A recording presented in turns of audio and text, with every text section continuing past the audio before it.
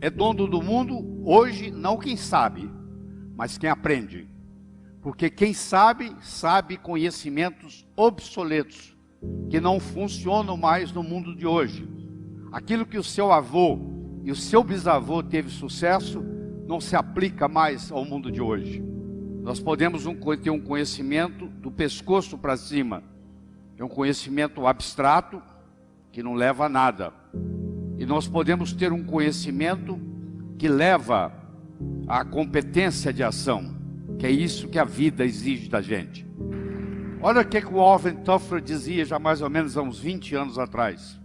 Os analfabetos do século 21 não serão aqueles que não sabem ler e nem escrever, mas aqueles que não sabem aprender, desaprender e reaprender.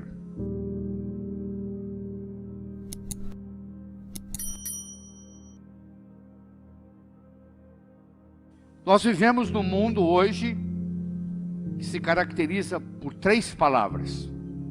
A primeira palavra chama-se complexidade. É muito mais complexo viver hoje do que era 20 anos atrás. Em qualquer cidade do mundo, a complexidade como um todo aumentou. Segundo, nós vivemos num mundo veloz. Nós vivemos no mundo da velocidade da luz.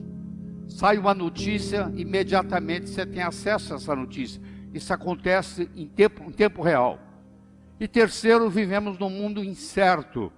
Não adianta você ficar fazendo programação para daqui 10 anos. Você vai ter que mudar a sua estratégia, porque dependendo do que estiver acontecendo, tem que haver uma mudança de estratégia. E às vezes acontece com você o inesperado. O mundo é totalmente incerto, que nós temos que estar preparados para essa incerteza, que nós não sabemos o que esperar. De repente acabou o muro de Berlim, de repente o dólar sobe, de repente o dólar cai, aí toda a estratégia que você fez vai por água abaixo. Tempos diferentes produzem mentes diferentes, com novas formas de pensar. É dono do mundo hoje não quem sabe, mas quem aprende. Porque quem sabe, sabe conhecimentos obsoletos, que não funcionam mais no mundo de hoje. Aquilo que o seu avô e o seu bisavô teve sucesso, não se aplica mais ao mundo de hoje. Porque não funciona desse jeito. Teve uma época que se vendia roda de carroça, roda de carruagem, se ganhava muito dinheiro. Hoje, a não ser que você venda pneu, porque roda de carruagem até o museu já tem, você não vai ganhar nada. Seu bisavô pode ter ganho muito dinheiro vendendo roda de carruagem, mas para o mundo de hoje isso não funciona mais. Eu gosto muito do exemplo do bambu chinês. Você planta ele, no primeiro ano ele não dá nada, no segundo ano ele não dá nada, no terceiro ano ele não dá nada, no quarto ano ele não dá nada, no quinto ano ele cresce 12 metros acima do solo. De repente, 12 metros acima do solo. Aí você fala, mas que coisa interessante. É, interessante. Mas se você for mais perceptivo, você vai ver que se você olhar abaixo da superfície da terra, é uma raiz ali que começa a crescer. No segundo ano ele não deu nada, mas a raiz aumentou. No terceiro ano ele não deu nada, mas a raiz aumentou. No quarto ano não deu nada, mas a raiz aumentou. E no quinto ano existe uma raiz forte e grande o suficiente para manter 12 metros acima do solo. Isso é uma coisa que nós temos que ensinar para os nossos jovens, que o que distingue o profissional do amador é persistência e paciência. O amanhecer só vem depois da noite toda ter passado. Isso aqui é uma carta mostrando, é um documento, a sua aplicação para o doutorado não foi aceita dessa vez e, portanto, você não é elegível para a posição de professor associado. Em conclusão, nós achamos que a sua hipótese é mais de caráter artístico do que propriamente físico. Isso está datado em 1903. Foi quando Albert Einstein tentou ser professor na Suíça. E isso que ele recebeu. esse comunicado. Mas com isso, Albert Einstein não desistiu. Ele continuou persistente, ele chegou a ganhar prêmio Nobel, e ele é considerado pela maioria o homem mais inteligente que viveu no século XX. Se bem que tem questionamentos sobre isso, mas muita gente aceita ele como um indivíduo que fez mais diferença no século XX. E foi reprovado. Não se aceita o trabalho dele. Por quê? Porque os indivíduos que viviam na época dele não entendiam o que o Einstein pensava. Então nós temos que tomar muito cuidado com isso. Eu gostaria de mostrar para você o que é saber, o que é consciência de saber. Eu vou começar pelo número 1. Eu não sei e não sei que não sei. Quer dizer, eu tenho uma coisa que eu não sei fazer, mas eu não sei que eu não sei fazer essa coisa. Esse é o primeiro degrau. O segundo degrau, eu sei que eu não sei. O terceiro degrau, eu sei, mas eu não sei que eu sei. Se você sabe, mas não sabe que sabe, é como se você não soubesse. É a pessoa que com 75 anos de idade descobre que ela é uma grande pintora ou uma grande escritora e lança seu livro, primeiro livro, aos 76 anos de idade. Ela não sabe, ela sabia, mas não sabia que sabia. Se você tem uma habilidade, mas se você não sabe que você tem essa habilidade, é como se você não soubesse. E finalmente nós temos o quarto, que você sabe e você está consciente que você sabe o que você sabe. E isso é muito importante. E isso tem que ter a ver com a sua competência de ação, não com o seu acúmulo de informação. Se você vai no aeroporto de Guarulhos, entra num Airbus que está fazendo São Paulo, Nova York, e o comissário de bordo diz assim: senhoras e senhores, o indivíduo que está sentado na cabine do piloto não é piloto, mas ele tem muitas opiniões de como pilotar um avião. Você ficaria na aeronave? Não. Você não quer saber quem leu livros ou quem tem opiniões de como pilotar um avião. Você quer saber quem é que decola, voa e aterriza são e salvo em Nova York. Isso se chama competência de ação. A vida não exige da gente acúmulo de informação. A vida exige da gente competência de ação. Esse é que é o verdadeiro conhecimento que tem que ser passado para aqueles que estão cursando um curso superior. Essa metáfora me acompanha há mais de 30, 35 anos. É um indivíduo atravessando um cabo de aço de um prédio para o outro. Você há de convir que 3 coisas são necessárias. Ele precisa querer, se ele não quiser, ele não anda. Ele precisa de saber, se não souber, ele cai. E precisa haver cabo de aço. O querer é a motivação. O saber é a estratégia. E o cabo de aço, propriamente dito, é a oportunidade. Eu posso querer ganhar dinheiro, eu posso saber ganhar dinheiro, mas eu nunca tive a oportunidade para mostrar isso. Não vai acontecer. Então as coisas acontecem na vida quando nós combinamos a motivação com a estratégia, com a oportunidade. E a oportunidade na nossa vida, ela aparece de 2 formas. Ou você corre atrás dela, ou ela vem fantasiada de problema e chega até você. Então, se você gosta de resolver problema, por trás de cada problema existe uma oportunidade. Em 1975, eu era dono de um hospital em Teófilo Otoni, em Minas Gerais. Era uma sexta-feira, o telefone tocou de um hotel e eles me disseram que lá tinha um hóspede que não falava português direito, que estava com dor no peito e suando frio. Se eu podia ir lá como cardiologista. Eu disse que eu estava saindo para um final de semana longo, chamasse outro. E ele disse: ó, eu já chamei 2 médicos e eles falaram a mesma coisa. Eu falei: tá bom, estou indo.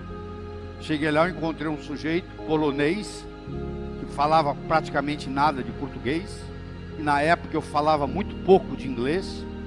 Eu levei ele para o hospital, fiz um eletrocardiograma, ele estava infartando. Levei ele para o hospital. No caminho para o hospital, ele me pergunta assim: você conhece meu filho? Eu falei: quem é seu filho? O meu filho é o chefe de cardiologia de Harvard. O nome dele é Peter Marocco. Eu falei: eu não conheço o seu filho pessoalmente, mas eu conheço os livros dele, os trabalhos, e eu estudo pelos trabalhos do seu filho. 48 horas depois, o filho dele saiu de Boston, Massachusetts, e veio para Teófilo Otoni ajudar a cuidar do pai. E por incrível que pareça, ele era casado com uma brasileira, de Americana, São Paulo, que falava português. E nós fizemos amizade, e eu vou encurtar a história, e eu terminei em Harvard. Não pelo mérito, mas pela oportunidade que a vida me deu. Olha que interessante, a oportunidade, ela vem fantasiada de problemas. Por trás do problema existe a oportunidade esperando. Isso tem que ser ensinado para os jovens, a aprender a gostar de problemas, porque os problemas são os nossos melhores amigos, tá? Eles que nos fazem crescer. E você nunca terá uma segunda chance de causar uma primeira boa impressão. Então você, nos primeiros 3, 4 minutos que você conhece alguém, vai fazer uma diferença muito grande para você, o modo como você se comporta. Eu vou ilustrar isso aqui para vocês, mas do seguinte modo, que nós temos 2 tipos de poder. Nós temos o poder posicional, que é o poder da posição que nós ocupamos. Você é general do exército, todo mundo presta continência para você. É domingo de manhã, você está de bermuda, camiseta, chinelo, você vai até a banca de jornal comprar um jornal, ninguém sabe quem você é, a única coisa que vai se manifestar é o seu poder pessoal, que é um poder linguístico. A posição você pode perder, você deixou de ser o CEO de uma empresa, você deixou de ser o diretor de uma escola, você deixou de ser um general do exército. Agora, o poder pessoal, você deixou de ser o capitão o comandante do avião. Isso são poderes posicionais. São todos passageiros. Todos eles passam. Agora, quando você ensina a pessoa a ter um poder pessoal, no momento que essa pessoa abre a boca, esse poder se manifesta. Isso tem que ser ensinado. A vida tem sempre o direito de nos surpreender, com coisas boas ou com coisas ruins.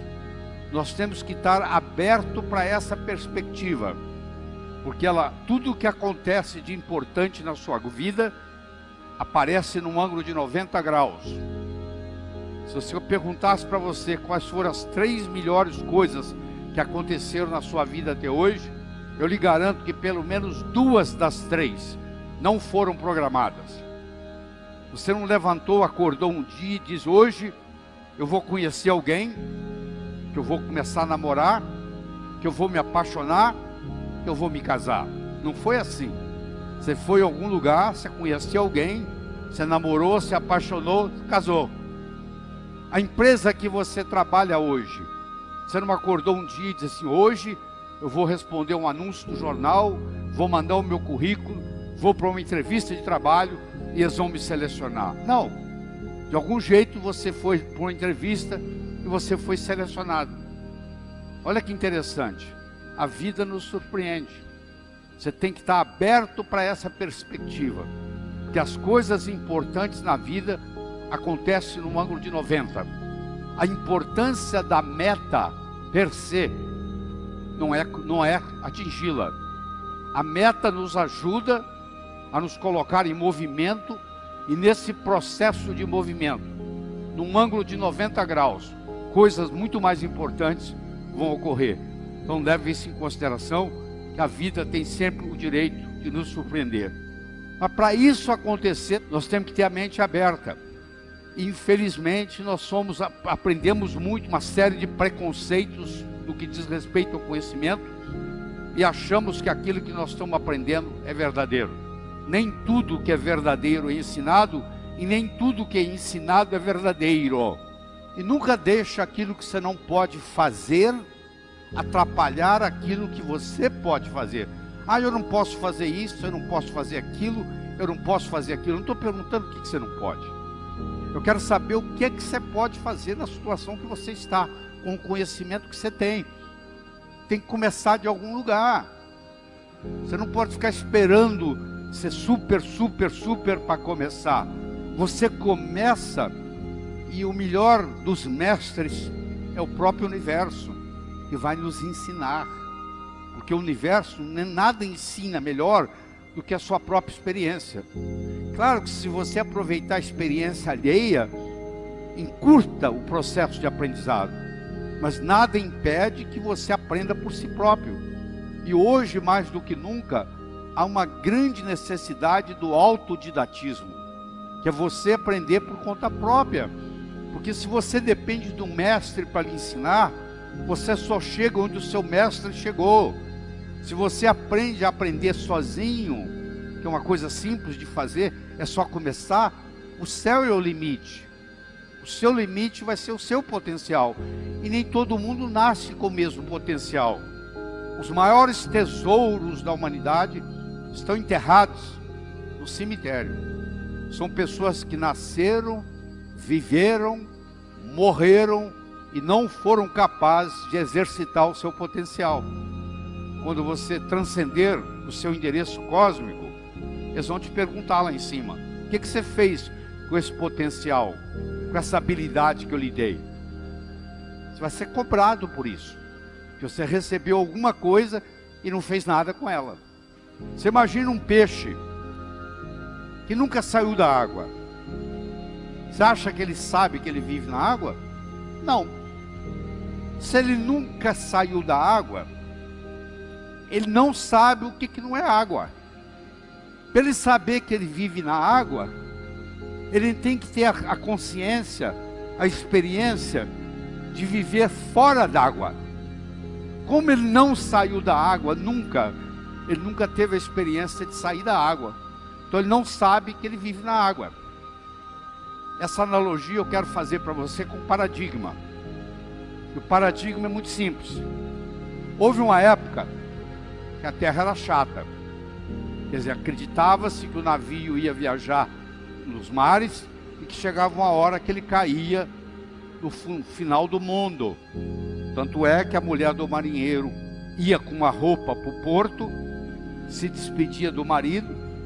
Antes de voltar para casa, ela se vestia de preto, que ela ia ficar de luto, que a maioria não voltava, porque morria durante a viagem. A maioria morria, na realidade, de escorbuto. Mais da metade dos marinheiros morriam de escorbuto, deficiência de vitamina C. Mas muitos, o navio afundava e eles não voltavam. E aí acreditava-se que morreu porque caiu no final do mundo.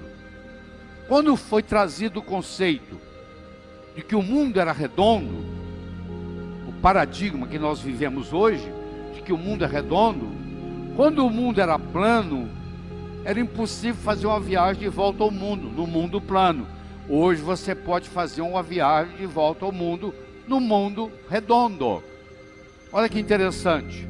Quando o paradigma mudou do mundo plano para o mundo redondo, as possibilidades se multiplicaram. Aquilo que é impossível na sua vida, hoje, é impossível no paradigma que você está vivendo.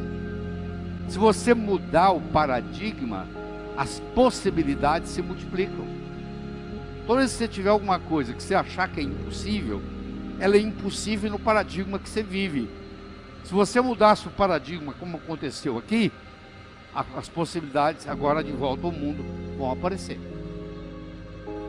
Você imagina, por muitos e muitos e muitos anos, existia uma teoria de que todos os cisnes eram brancos. E isso era acreditado no mundo inteiro. Quando a Austrália foi descoberta, pela primeira vez na história, lá apareceu cisne preto. Então essa teoria de anos e anos e anos, de que os cisnes eram brancos, com um exemplo, acabou a história. Isso acontece muito na medicina. A gente tem uma teoria muito sofisticada, até que parece uma doença, até que aparece um exemplo que destrói toda a teoria. por mais sofisticada que ela seja, se o exemplo encontrado não bate, aquela teoria, você vai me desculpar, ela é obsoleta. Você tem que jogar lá fora e começar a procurar outro paradigma. Se você não conhece a causa, você não consegue reproduzir o efeito. Você pode ganhar dinheiro, ficar rico, se estiver na hora certa, no lugar certo. Eu quero saber se vocês tomarem o dinheiro de vocês, se você ganha de novo. Porque pode acontecer que quem tivesse naquela hora certa, naquele lugar certo, seja você ou seja outro, ia acontecer. Para quem tivesse naquele lugar certo, na hora certa. Quero saber se poder tirar tudo que você tem, se você consegue ganhar de novo. Aí você conhece o caminho das pedras. Se você não conhece a causa, você não consegue na vida reproduzir os efeitos. Então, se você está preocupado com a sua saúde, que é a maior riqueza que você tem no mundo, tem nada que pareça com isso. Eu tive a oportunidade de fazer pré e pós-operatório durante 3 anos para o Dr. Michael DeBake em Houston, maior cirurgião cardíaco que o mundo já teve, e ele recebia mais de 100 pacientes por dia. Eu cuidava daqueles que falavam português e daqueles que falavam espanhol, e eram todas pessoas multimilionárias, que às vezes chegavam lá nos próprios aviões, com vários seguranças e etc., doentes, e iam ver o Dr. DeBake, e naquela relação médico-paciente, eles diziam para mim assim: Dr. Ribeiro, eu daria tudo que eu tenho para recuperar minha saúde. Eu daria toda a minha fortuna, toda a minha riqueza para recuperar minha saúde. E você tem a saúde, às vezes não dá valor para ela. Se você não tiver tempo para cuidar da sua saúde, um dia você vai ter que arrumar tempo para cuidar da sua doença. Se você fala assim: ó, eu sou muito ocupado, eu não tenho tempo para cuidar da minha saúde. Eu falo: tudo bem, não se preocupe. Um dia você vai ter que arrumar tempo para cuidar da sua doença. Vamos falar um pouco de saúde. Aquele que não tem tempo para cuidar da saúde terá que arranjar tempo para cuidar da doença. Viver muito com saúde é o legado de um estilo de vida saudável. Saúde você não consegue comprar no mercado. Você não consegue comprar em lugar nenhum. Mesmo que você tome suplementos, vitaminas, se você não tiver um estilo de vida saudável, isso não vai acontecer. Então, primeiro eu tenho que ver quais são os melhores alimentos. O melhor alimento que existe no mundo, sem dúvida, é o leite materno. Então, esse é o melhor alimento que existe. Não está disponível para vender. O segundo melhor alimento que existe está aqui, ó. Eu estou falando do ovo cozido, 7 minutos depois que a água está fervendo. O ovo tem tudo que a vida precisa. Dali vai sair um pintinho. Então esse é o segundo melhor alimento. Eu ingiro 5, 6 ovos, às vezes até 8 ovos por dia. Terceiro é o óleo de coco, que a maioria dos médicos não entendem. Porque eles dizem assim: mas o coco é um óleo saturado. Mas é um óleo saturado de cadeia média. Caprílico, capróico, cáprico, láurico. Principalmente o ácido láurico. O ácido láurico também existe no leite materno. Só que a concentração de ácido láurico no leite materno é 19%. No coco é 47%. O ácido láurico, quando ele cai no estômago, ele vira monolaurina. Ele mata fungo, ele mata bactéria, ele mata vírus, ele mata parasita. É como se fosse um antibiótico natural. Quem falar para você que o óleo de coco engorda, não entende de nutrição. O quarto alimento melhor no mundo, a Organização Mundial de Saúde já chegou a essa conclusão: o melhor cereal que existe é o quinoa. Tem todos os aminoácidos essenciais: a leucina, a valina, a isileucina, a lisina, a fenilalanina, a treonina, a metionina e o triptofano. São os 8 aminoácidos essenciais. Eles têm tudo isso numa proporção molar certa. E finalmente eu quero trazer para vocês o turmérico, a curcumina, a cúrcuma longa, o açafrão indiano, o açafrão da terra, o falso açafrão, tudo é o mesmo, tudo é a mesma coisa. Que você encontra hoje em qualquer supermercado bom. que é um pó amarelo, que você leva para casa, depois que você fez servir o seu prato, você joga ele em cima da comida. É o anti-inflamatório mais poderoso que a natureza fabrica. A Índia é o país que tem a menor incidência de Alzheimer, a menor incidência de Parkinson per capita. Sabe por quê? Porque o indiano come curry no café da manhã, come curry no almoço, come curry no jantar. E curry, o condimento do curry é feito à base do turmérico, é feito à base da curcumina. Então aí estão os melhores alimentos para você.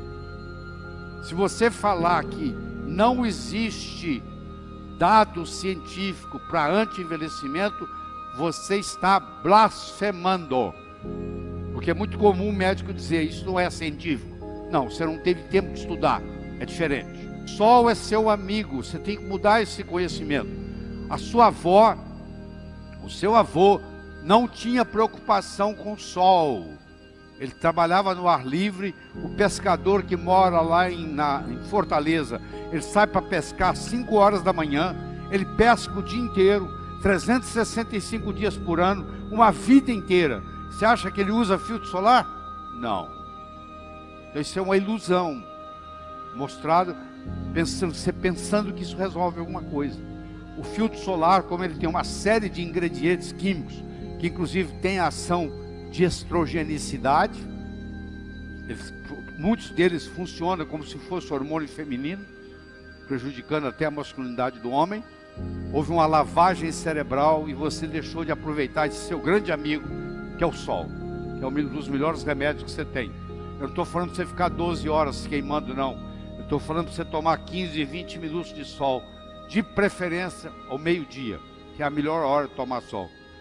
Porque é o momento que você tem mais raios ultravioleta B, que vão produzir o hormônio mais potente do corpo, que você chama de vitamina D3, que foi descoberta, quando descoberta, deram o nome errado, chamaram de vitamina. Na realidade é um hormônio, é o hormônio esteroidal mais potente que existe no corpo, que é fabricado a partir do sol. Tá? Porque o que interessa é resultado. O resto é conversa fiada. Aqui tem um indivíduo de 60 anos de idade, aqui tem um indivíduo de 60 anos de idade. Eles têm a mesma idade cronológica, mas eles têm uma idade biológica diferente. Você não pode mudar a idade cronológica, é a da certidão de nascimento, mas você pode mudar a sua idade biológica. E o dia de começar é hoje. Quanto mais cedo você começar o processo, melhor. A Organização Mundial de Saúde mostra que você, para não ser sedentário, você tem que dar pelo menos 10 mil passos por dia. Você compra um pedômetro por R$35 e você coloca ele na cintura quando você levanta. E quando você vai deitar, você olha nele. Se você não deu 10 mil passos naquele dia, você é sedentário. Nós não somos reféns da nossa hereditariedade. Essa é a grande verdade. Vocês estão vendo aqui um caso de uma metamorfose. Você tem aqui uma lagarta, você tem aqui um casulo, você tem aqui uma borboleta. É o melhor exemplo que eu posso trazer para você. Essa lagarta, esse casulo e essa borboleta têm o mesmo genoma, têm o mesmo DNA, têm os mesmos cromossomas, têm os mesmos genes. Só que a expressão gênica mudou. E ela tem um fenótipo totalmente diferente. Olha que beleza isso aqui. Olha o poder que isso dá para nós na medicina. A sua mãe pode ter morrido de câncer de mama, a sua irmã mais velha pode ter morrido de câncer de mama, você pode ter feito a sua genética, você tem o BRCA12, que é o gene lá da Jolie, mas você pode, dependendo da sua alimentação, você não precisa tirar as mamas, dependendo da sua alimentação e da suplementação que você recebe, você não precisa se preocupar com câncer, porque você não vai ter, não precisa tirar a mama. Nós não somos reféns da nossa hereditariedade. Agora, uma coisa a gente tem que parar. Olha aí a quantidade de açúcar que existe num refrigerante. Olha, chega a ser 3 vezes a quantidade de açúcar que você tem no sangue. No seu sangue circulando tem 5 gramas de açúcar. Isso aqui chega a ter 15 gramas. Isso aí não tem outro jeito. Não adianta você tomar remédio. Remédio remedia. Você tem que mudar o seu estilo de vida. Você tem que mudar a sua alimentação. O seu alimento tem que passar o seu remédio, ser seu remédio. E o seu remédio tem que ser o seu alimento. Você tem que aprender isso, tá? A outra coisa importante é você colocar os seus pés na terra. Quanto tempo tem que você não tira o sapato e pisa na areia, e pisa na grama, e pisa no cimento? Eu não estou falando no asfalto, não, porque o asfalto é isolante. A terra é o maior antioxidante que existe para nós. Ela está doando elétrons o tempo todo, se você pisar no chão. Vai lá com uma dor de cabeça, anda lá para você ver. 10 minutos você não tem dor de cabeça nenhuma mais. Olha que coisa interessante. Você tem abelhas operárias e abelha rainha. Uma abelha operária, ela vive 5 semanas. Sabe quando vive uma abelha rainha? 6 anos. A abelha rainha vive 62 vezes mais do que uma abelha operária. Elas têm o mesmo genoma. Elas são irmãs gêmeas. Sabe qual a diferença? A abelha operária recebe geleia real por poucos dias. A abelha rainha só é alimentada de geleia real. Olha a diferença que faz a diferença. Isso aqui é um exemplo para você. A importância da sua alimentação correta. Eu não estou dizendo que a geleia real vai fazer isso para você. Ela faz isso muito bem para a abelha. Eu sei que é chocante para você. Você aprendeu até hoje que colesterol é gordura. Colesterol não é gordura. Colesterol é um esterol. Não é gordura, é um lipídio. Comer gordura não aumenta colesterol. O que aumenta colesterol é açúcar. É carboidrato. Colesterol é feito de carboidrato no fígado. Isso é uma mentira que vem por mais de 20 anos. Uma lavagem cerebral que as pessoas acham, e muita gente deixa de comer gordura saudável, achando que vai aumentar o colesterol. Se o seu colesterol está elevado, eu te garanto que não tem nada a ver com gordura, porque colesterol não é gordura, tá bom? Quais são as suas crenças que não estão trazendo resultado desejável? Porque se eu uso óculos azuis, eu vou chegar aqui e vou achar que esse mundo aqui todo é azul. Se eu usar óculos vermelhos, eu vou achar que é vermelho. Eu interpreto a minha realidade pela minha experiência. Toda a realidade é subjetiva.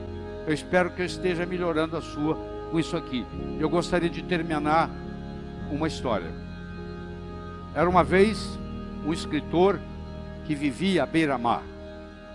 Ele tinha por costume caminhar na praia de manhã, e à tarde e à noite ele escrevia. Uma manhã caminhando na praia, ele avistou um jovem que dançava na areia. Aquilo despertou a curiosidade dele.